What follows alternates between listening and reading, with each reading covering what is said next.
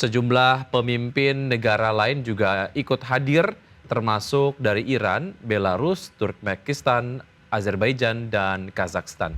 Mensesnek mengklaim meski demikian Presiden dalam mengambil keputusan tetap mempertimbangkan segala sesuatu yang berkenaan dinamika yang terjadi di tanah air.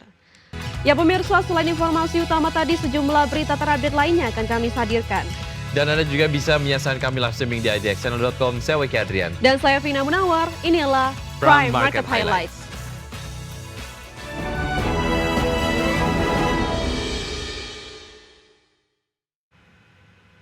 Kita ke informasi pertama pemirsa, Presiden Indonesia Prabowo Subianto menghadiri parade militer di Beijing, China atas undangan khusus Presiden China Xi Jinping.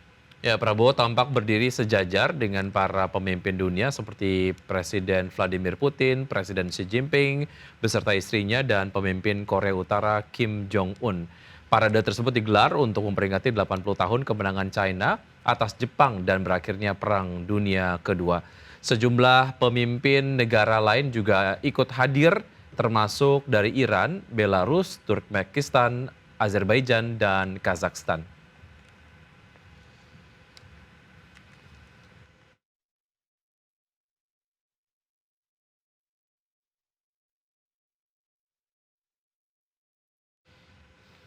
Pemirsa, Menteri Sekretaris Negara Prasetyo Hadi mengatakan keberangkatan Presiden Prabowo ke Beijing, China dalam rangka memenuhi undangan dari Presiden China Xi Jinping.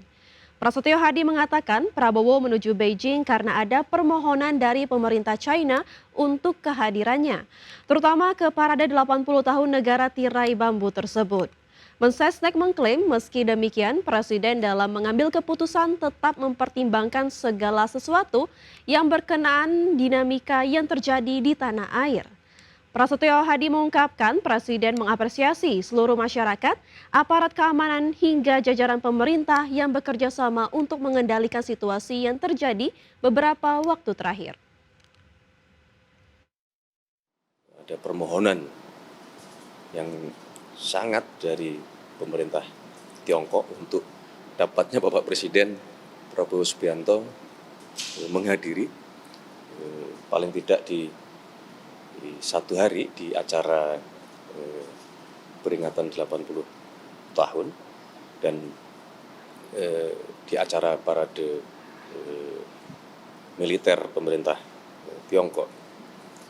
Namun demikian Bapak Presiden di dalam mengambil keputusan tentu saja tetap mempertimbangkan segala sesuatu yang berkenaan dengan dinamika beberapa hari di tanah air. Menteri Keuangan Sri Mulyani mengingatkan adanya potensi risiko inflasi yang dapat dipicu oleh kenaikan harga beras. Meski laju inflasi tetap terjaga, kewaspadaan tetap diperlukan. Di tengah laju inflasi nasional yang masih terkendali, Menteri Keuangan Sri Mulyani mengingatkan adanya potensi risiko inflasi yang dapat dipicu oleh kenaikan harga beras yang terjadi di 214 kabupaten kota di Indonesia. Menurut Sri Mulyani, meski inflasi nasional berada pada posisi 2,31% secara tahunan per Agustus 2025 dan disertai deflasi bulanan, kewaspadaan tetap diperlukan. Penyaluran beras SPAP diharapkan mampu menekan kenaikan harga beras di pasaran.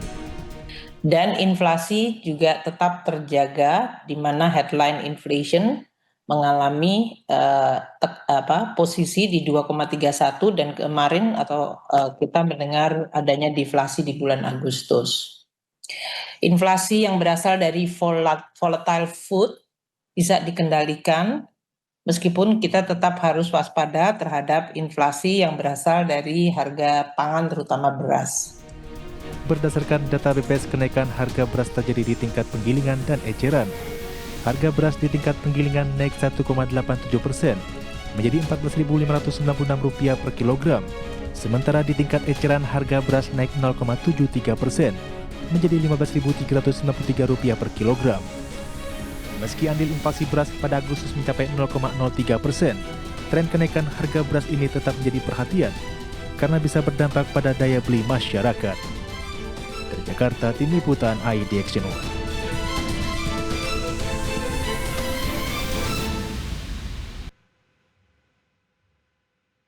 Menteri Pertanian Andi Amran Sulaiman menanggapi soal adanya kelangkaan beras di retail pasar modern.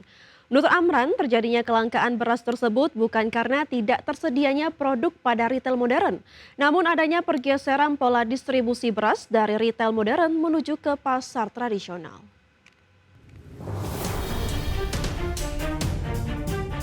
Menteri Pertanian Andi Amran Sulaiman menanggapi soal adanya kelangkaan beras di retail pasar modern.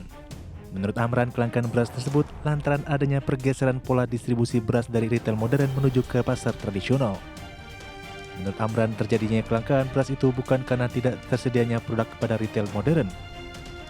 Amran mengklaim kelangkaan beras baru bisa terjadi apabila masyarakat perlu mengantri ketika hendak membeli beras. Sekarang ini transisi pergeseran pangan kita dari premium itu bergeser ke medium pasar tradisional, dan itu terjadi.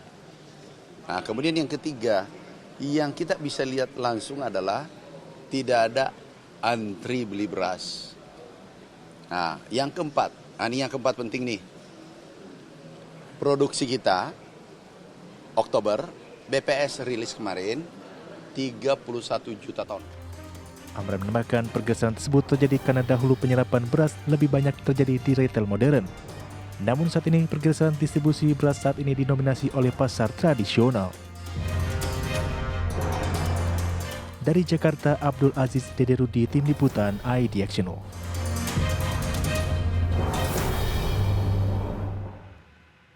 Pemirsa, Menteri Koordinator Bidang Pangan Zulkifli Hasan menyebutkan bahwa ketersediaan bahan pangan tetap aman dan pendistribusian berjalan lancar meski sempat terjadi unjuk rasa di sejumlah daerah. Zulhas juga meminta penyaluran beras, stabilisasi pasokan dan harga pangan atau SPHP semakin digencarkan melalui pasar tradisional. Zulhas mengklaim pihaknya terus berkoordinasi dengan sejumlah kementerian agar target percepatan swasembada pangan dapat terrealisasi. Sementara itu, meski stok pangan nasional mengalami surplus, namun Zulhas mengungkapkan program makan bergizi gratis masih perlu perhatian ekstra.